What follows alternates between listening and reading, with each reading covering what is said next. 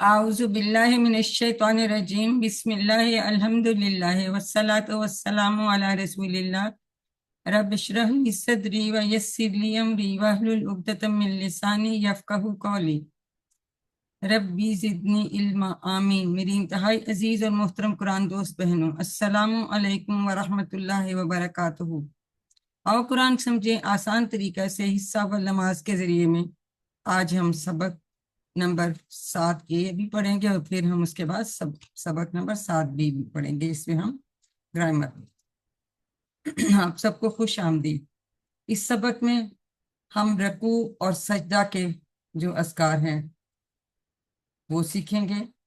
फिर ग्रामर हम इला, मा और इंदा ये हरूफ सीखेंगे। फिर आज का निकात तालीम या शौक देखेंगे।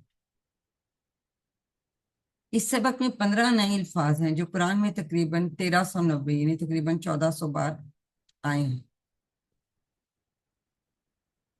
इस सबक के इख्तिताम तक के जो हम सेल अपना देख रहे हैं कि ये कहाँ तक चार्ज हो जाएगा, 26,082 तक, क्योंकि हम कुल 80 अल्फाज सीख लेंगे सबक इस नंबर 7 के जब हम मुकम्मल कर लेंगे। देखिए हमारा ये टारगेट है 41,000 और 7 असबाक के बाद आप कितने करीब पहुंच रहे हैं अपने टारगेट के। ये सब आप लोगों के शौक, लगन और इस्तकामत का नतीजा।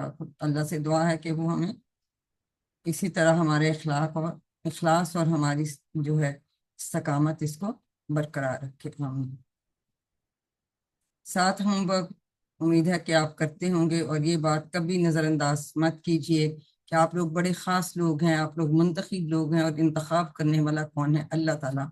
और किस लिए कि आप उसकी किताब को समझ रहे हैं। अल्हम्दुलिल्लाह।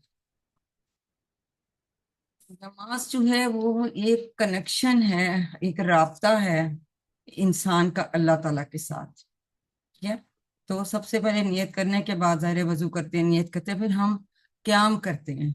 उसमें हम सना के बाद सूरत फातिहा पढ़ते हैं और उसमें हम हदायत की दुआ मांगते हैं।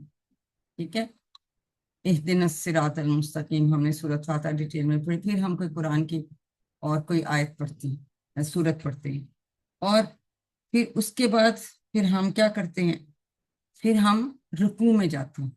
ठीक है, रुकू में जाएंगे, फिर उसके बाद हम सजदा में जाएंगे, फिर हम तशहुद दो जानू बैठते हैं, फिर हम उसके बाद इस तरह से नमाज पढ़ते हैं। तो रुकू में हम कौन से अस्कार पढ़ेंगे? आऊज़ु बिल्लाहि मिनश शैतानिर रजीम बिस्मिल्लाहिर रहमानिर रहीम। सुब्हान रब्बियल अज़ीम 3 बार हम पढ़ते हैं।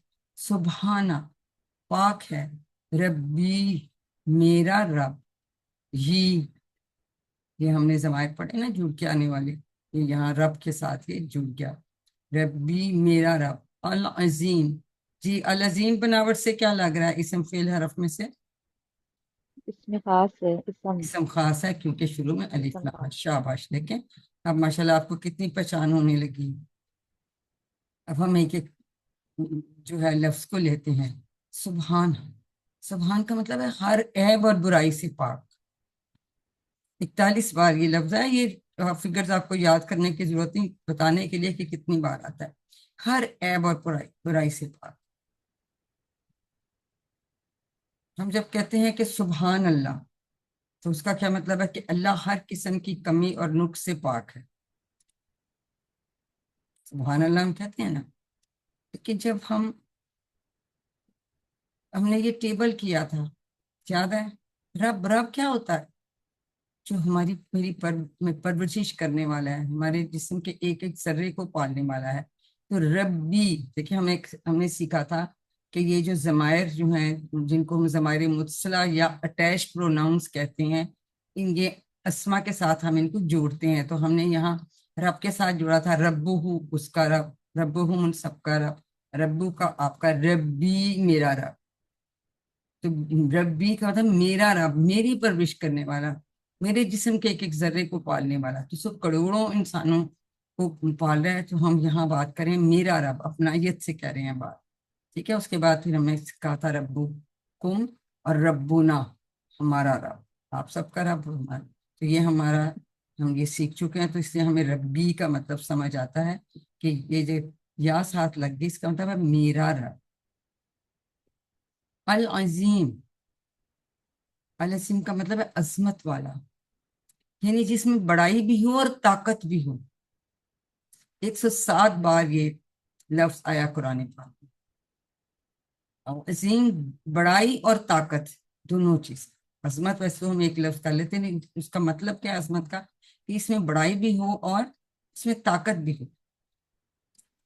عزم ہڈی کو کہتے ہیں، دیکھو ہڈیاں کتنی مضبوط ہے، جو ہمارا سارا وزن سارا کچھ سہارتی ہیں باقی سب چیزوں کو، تو مضبوطی سے کے معنوں میں یہ آتا ہے۔ تو بڑائی بھی ہے اور اس میں طاقت بھی ہے، دونوں چیزیں آتی ہیں۔ العظیم، عظمت والا، یعنی بڑائی اور طاقت۔ اب زندگی میں لانے کے لیے ہم اس کے اسباق دیکھ لیتے ہیں۔ ہم دیکھنے میں کتنے الفاظ ہیں، 1 2 3، لیکن ربی کے ہم کتنے ٹکڑے کر سکتے ہیں؟ انمیوٹ کر کے بتائیے، ربی کے کوئی ٹکڑے کریں گے ہم؟ کون کون سے ٹکڑے دو ہو؟ دو ویری ہوں گڈ، گے۔ شاباش، ایکسیلنٹ۔ رب اور یہ ضمیر ہے میرا۔ تو اس ذکر میں 3 باتیں نہیں ہیں، دیکھنے میں 3 لفظ ہیں، ایکچولی 4 باتیں ہیں، 4 باتیں ہیں۔ اب تصور اور احساس کیجئے کہ ہم کہتے ہیں ربی، میرا رب، میرا رب ہر عیب سے پاک ہے۔ ہم کہتے ہیں سبحان نہ ربی میرا رب ہر عیب سے پاک ہے، وہ ظالم نہیں، نا انصافی کرنے والا نہیں، بے مقصد چیزوں کو پیدا کرنے والا نہیں، اس میں کسی قسم کی کمزوری نہیں، اس کو کسی کا خوف نہیں، اس کا ہر حکم بہترین حکم ہے۔ میری زندگی میں جو بھی آزمائش آتی ہے مجھے اس پر کوئی شکایت نہیں۔ یہ جب ہم کہتے ہیں اللہ تعالیٰ کے لیے، کہتے ہیں کہ جی اللہ تعالیٰ پاک ہے، اور پھر ہم ربی کہتے ہیں کہ میرا رب جو پاک ہے، تو اس کا یہ مطلب ہے ساری چیز۔ تو پہلی بات تو یہ کہ جو ہے اللہ تعالیٰ پاک ہے، دوسرا وہ رب ہے، ربوبیت کی معنی، پھر میرا کا مطلب ہے اپنائیت آ گئی، اور پھر ہم نے کہا کہ عظمت والا ہے۔ تو 4 باتیں آتی ہیں، ابھی ہم نے پہلی دیکھ لی۔ اب ربوبیت، اللہ تعالیٰ رب ہے یعنی پالنے والا ہے۔ کیسے؟ وہ ہر چیز کا خیال رکھتا ہے، ہمارے جسم کے کروڑوں خلیوں کو کنٹرول کرتا ہے، پل پل ہماری پرورش کرتا ہے، ہمارے کھانے کا نظام، خون کا نظام، ہمارے نروس سسٹم، ہر چیز کو چلا رہا ہے، سارے نظام اللہ تعالیٰ ہمیں رزق دینے والا ہے۔ پھر ہم کہتے ہیں وہ میرا رب ہے، اس سے اپنائیت ظاہر ہوتی ہے۔